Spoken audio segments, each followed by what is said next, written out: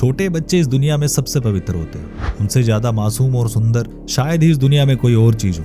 जब घर में कोई बच्चा जन्म लेता है ना, तो तलाक तक रुक जाते हैं। माँ बाप दिन रात एक कर देते हैं ताकि अपने बच्चे का पेट पाल सके। वो कड़ी धूप में मेहनत मजदूरी करते हैं ताकि अपने बच्चों को एक अच्छा जीवन दे सके, एक अच्छा भविष्य दे सके। पर सोचो, अगर कोई आपके बच्चे को दर्द दे, टॉर्चर करे और ये कहे कि उसे ऐसा करके मजा आता है, तो आप पे क्या गुजरेगी?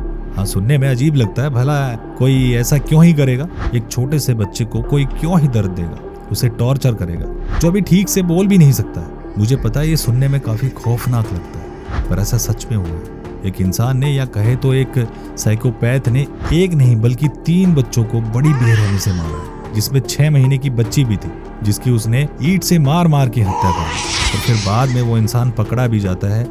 लेकिन एक बहुत ही अजीब चीज होती है, ना ही पुलिस न ही कोर्ट, कोई भी उसे छू तक नहीं पाता। पुलिस के पास सारे सबूत भी होते हैं, पर कोर्ट केस नहीं बनता। और उससे भी बुरी बात यह है कि वो इंसान हमारे बीच ही खुलेआम एक नए नाम के साथ घूम रहा है। एक बहुत ही बड़े साइकोलॉजिस्ट की रिपोर्ट में इस सीरियल किलर के बारे में लिखा था कि ये बंदा एक ऐसा इंसान है जिसे दूसरों को दर्द पहुंचाने में मजा आता है। ये केस इतना ज्यादा खौफनाक और पेचीदा है कि जब मैं इसके बारे में पढ़ रहा था तो मुझे 2 दिन तक नींद नहीं आई थी। बार बार उन छोटी बच्चियों का चेहरा और उस साइकोपैथ की स्माइल मेरे सामने आए जा रही थी। मैं बस खुद से अलग अलग सवाल कर रहा था, कभी कानून के ऊपर, कभी मोरालिटी के ऊपर, कभी ये कि इसमें कौन सही है और कौन गलत है। तो आज हम बात करेंगे the curious case of Amarjeet साड़ा।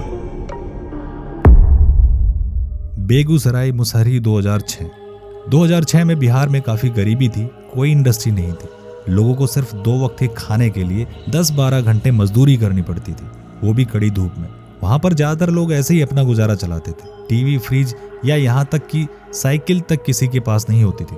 लेकिन फिर भी इस छोटे से गांव में लोग एक दूसरे की काफी मदद करते थे। सब एक दूसरे को अच्छे से जानते थे। इतनी गरीबी और परेशानी होने के बावजूद भी यहाँ के लोगों के चेहरे पर एक मुस्कान रहती थी और एक साफ दिल भी था। लेकिन ये शांति ज्यादा दिनों तक यहाँ पे टिक नहीं पाई। इसी गांव में एक परिवार था, साड़ा फैमिली। ये एक जॉइंट फैमिली थी, एक बहुत ही बड़ी फैमिली जिसमें चाचा, चाची, बुआ, दादी सब थे और काफी सारे बच्चे भी। एक दिन उनके घर से उनकी एक 6 साल की बच्ची लापता हो जाती है। घर में सभी बहुत परेशान होते हैं। ये बात धीरे धीरे पूरे गांव में फैल जाती है। अब क्योंकि इस गांव में सब एक दूसरे की मदद करते थे, सब एक दूसरे को अच्छे से जानते थे, तो पूरे गांव वालों ने मिलकर एक सर्च टीम बनाई और हर जगह उस बच्ची को ढूंढने लग जाते हैं। लेकिन उसका कोई सुराग नहीं मिलता और कई दिनों की खोजबीन के बाद भी साड़ा परिवार के हेड हार मान जाते हैं और बच्ची को ढूंढने के लिए सबको मना कर देते हैं, जो काफी अजीब बात थी। और तो और वो पुलिस में कंप्लेंट भी नहीं कराते। वक्त बीतता जाता है और कई महीने बाद साड़ा परिवार में एक बार फिर खुशी का माहौल बनता है और उनके घर में एक बच्ची जन्म लेती है। इससे सिर्फ साड़ा परिवार के लोग ही नहीं बल्कि पूरा गाँव खुश होता है। सबको लगता है कि ये भगवान की देन है। लेकिन सिर्फ 3 महीने बाद ही वो छोटी सी बच्ची भी गायब हो जाती है। उस बच्ची की माँ का रो रो कर बुरा हाल हो जाता है। साड़ा परिवार के बच्चे डर से सहम जाते हैं कि शायद अगला नंबर उनका हो सकता है। लेकिन इस बार साड़ा परिवार के लोग इस बात को छुपाने की कोशिश करते हैं, पर क्योंकि इस गांव में सब एक दूसरे को जानते थे, इसलिए बात खुल ही जाती है। लोग बोलते हैं कि आपको पुलिस में जाना चाहिए, पर वो लोग कोई ना कोई बहाना बना के इस बात को टाल मटोल करते रहते हैं और धीरे धीरे बाकी लोग भी इस तरह इस बात को जाने देते हैं। वक्त के साथ साथ ये बात खत्म होने ही वाली होती है कि एक दिन उसी गांव में चुनचुन देवी अपनी 6 महीने की छोटी सी बच्ची खुशबू को अपने घर में सोते हुए छोड़कर कुछ मिनटों के लिए बाहर जाती है। कुछ ही देर में जब वो वापस आती है तो बच्ची वहां से गायब होती है। उसको वहां पे बच्ची नहीं मिलती। वो बेबस माँ पूरे घर, गली, मोहल्ले, हर जगह अपनी बच्ची को रोते हुए ढूंढती है, पर वो नहीं मिलती। फिर फाइनली पुलिस को बुलाया जाता है। पुलिस आती है और उनको ये पता चलता है कि ये पहली बार नहीं हो रहा, बल्कि ये तीसरी बच्ची है जो गायब हुई है। इन्वेस्टिगेशन शुरू होती है, लेकिन पुलिस को कोई खास लीड नहीं मिलती। फिर साड़ा फैमिली का एक मेंबर पुलिस को बताता है कि आपकी मदद सिर्फ एक इंसान कर सकता है और वो आपको प्लेग्राउंड में खेलते हुए मिलेगा। पुलिस उस इंसान से मिलने प्लेग्राउंड में जाती है। वो मिलते हैं 8 साल के अमरजीत साड़ा से। जी हाँ, एक 8 साल का बच्चा अमरजीत साड़ा। पहली ही नजर में पुलिस वाले समझ जाते कि ये कोई आम बच्चा नहीं है, क्योंकि अमरजीत पुलिस को देखकर स्माइल कर रहा था। ये स्माइल काफी साइकोपैथिक लग रही थी। अक्सर इस उम्र के बच्चे पुलिस को देखकर डर जाते हैं, भाग जाते हैं, लेकिन अमरजीत की आंखों में एक अलग ही चमक थी। पुलिस अमरजीत को पुलिस स्टेशन ले जाती है। वहां उससे वो पूछती है कि क्या तुम्हें पता है खुशबू कहाँ है? अमरजीत बोलता है कि मुझे बिस्कुट दो तभी बताऊंगा।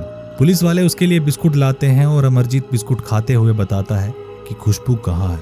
जब वो उससे पूछते हैं कि तुम्हें कैसे पता, तो वो कहता है क्योंकि मैंने ही उसे वहां सुलाया है, मैं ही उसे घर से वहां लेके गया था। वहां पर मैंने उसका गला घोटा लेकिन वो चिल्ला नहीं रही थी, तब मुझे मजा नहीं आया, तो मैंने पास में रखी ईंट उठाई और उस 6 महीने की बच्ची को मार मार के हमेशा के लिए सुला दिया। अमरजीत जब ये बता रहा था तब उसके चेहरे पे एक अजीब सी मुस्कुराहट थी, जैसे कि उसे काफी मजा आया हो उस 6 महीने की बच्ची को चीखते हुए देखकर। ये एक सैडिस्टिक साइकोपैथ का सबसे बड़ा लक्षण होता है। पुलिस वहां जाती है और उन्हें वहां खून से लथपथ खुशबू की लाश मिलती है। पुलिस अब अमरजीत से पूछती है कि बाकी की 2 लड़कियां कहाँ हैं, तो अमरजीत फिर से स्माइल करते हुए बोला, मुझे बिस्कुट दो तभी बताऊंगा। वो बाकी की 2 लड़कियां, जिसपे एक उसकी 6 साल की कजिन थी और दूसरी 3 महीने की उसकी खुद की बहन थी। अमरजीत ने उन्हें भी ऐसे ही बेरहमी से मारा था। बाद में अमरजीत के घर वालों ने भी माना कि वो अमरजीत को बचा रहे थे ताकि उसका भविष्य खराब ना हो, लेकिन जब उसने अपनी खुद की बहन को मारा तो वो उससे ही डरने लगे। इसके बाद अमरजीत को जुवेनाइल होम भेज दिया जाता है, जहां पर अनेकों साइकोलॉजिस्ट उससे मिलते हैं और पता लगाने की कोशिश करते हैं कि एक 8 साल का बच्चा जिसे अभी सही गलत की समझ तक नहीं है, वो ऐसा कैसे कर सकता है। बिना टीवी, किताब और इंटरनेट के ये सैडिस्टिक बिहेवियर आखिर उसके अंदर कैसे डेवलप हुआ। पर इससे एक बात तो साबित हो गई कि ये कोई इंस्पायर किलर नहीं है। डायग्नोसिस से पता चला कि उसे कंडक्ट डिसऑर्डर एंड साइकोपैथी है। ये किसी 8 साल के बच्चे में मिलना काफी डिस्टर्बिंग है। आइए अब बात करते हैं इस केस की कॉन्स्पिरेसी थ्योरीज के बारे में।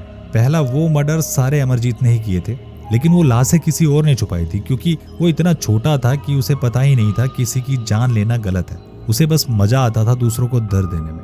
गांव के बहुत लोगों ने बताया था कि अमरजीत के ऊपर एक साया है, क्योंकि वो बड़े लोगों की तरह बस लोगों को ऑब्जर्व करता था और मुस्कुराता था। अगेन ये कॉन्स्पिरेसी है, इनका कोई सबूत नहीं है। अगर उसके घर वाले पहले ही पुलिस में रिपोर्ट कर देते तो शायद अभी 2 बच्चों की जान बच जाती। 2016 में अमरजीत को एक नया नाम देके एक नए शहर भेज दिया गया। उसकी असली आइडेंटिटी कोई नहीं जानता। वो अब 24 साल का हो चुका है। तो मेरा आपसे एक सवाल है, क्या ये सही है उसे खुला छोड़ देना, जिसने 3 मासूम बच्चियों की जान ली हो? सोचिए उनकी माँ पर क्या बीती हो। तो क्या जस्टिस सिर्फ उन्हें मिलता है जब गुनहगार 18 साल से ऊपर के हो? और क्या ऐसे मेंटली डिस्टर्ब इंसान को ऐसे खुले में घूमने देना सेफ है? मतलब कि वो साइकोपैथ आपके बगल में भी हो सकता है यार। तो क्या उसको ऐसे खुला छोड़ना सही था या गलत? या आप प्लीज कमेंट में जरूर बताइएगा। और चैनल पे नए हैं तो सब्सक्राइब कर लीजिएगा। हम इसी तरह की सच्ची घटनाओं पर आधारित कहानियां लेकर आते रहेंगे।